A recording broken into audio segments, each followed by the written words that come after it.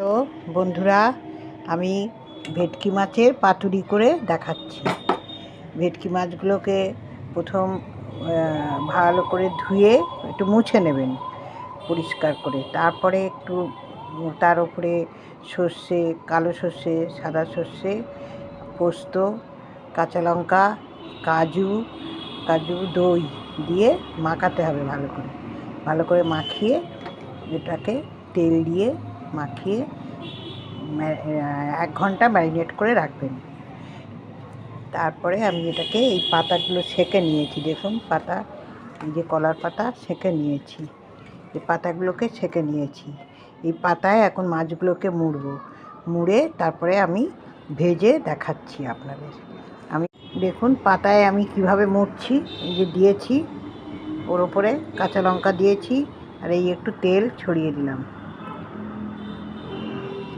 এবারে এই পাতাটাকে আমি মুড়ব।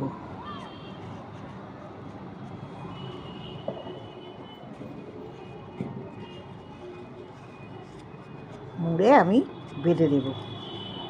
বেঁধে একটা করে আমি গুছিয়ে রাখবো, এইভাবে বাঁধবো। বন্ধুরা, এই বানানো হয়ে গেছে, পাতাগুলো সব বানিয়ে নিয়েছি। এইবারে আমি প্যানে তেল দেব।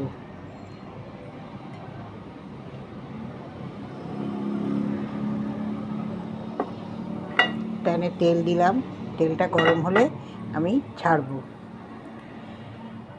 মাখানোর সময় আমার একটু ভুল হয়ে গেছে, মাখানোর সময় একটু লেবুর রস দেবেন, আর একটু আদা ঘষে বা কুচি করে একটু ছড়িয়ে দেবেন, আরও স্বাদটা ভালো লাগবে খেতে। সেটা আমি বলতে হয়তো ভুলে গেছি। আর দই তো বলেইছি, দইটা আছে, দিয়ে একটু মেখে নেবেন, নুন হলুদ সব কিছু দিয়ে মেখে নেবেন, নিয়ে এইভাবে বানাবেন। এবারে বন্ধুরা, এই আমি ঢাকাটা খুললাম, দেখুন হয়ে গেছে, অনেকটা হয়ে গেছে। আমি একটা মাছ একটু উল্টে দিচ্ছি।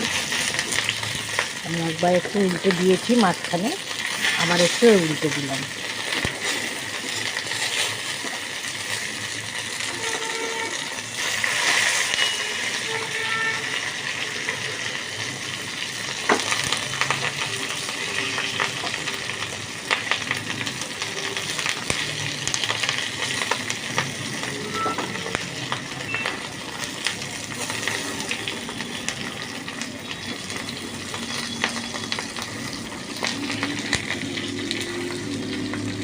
এইভাবে ভেজে নেবেন, দারুণ লাগবে।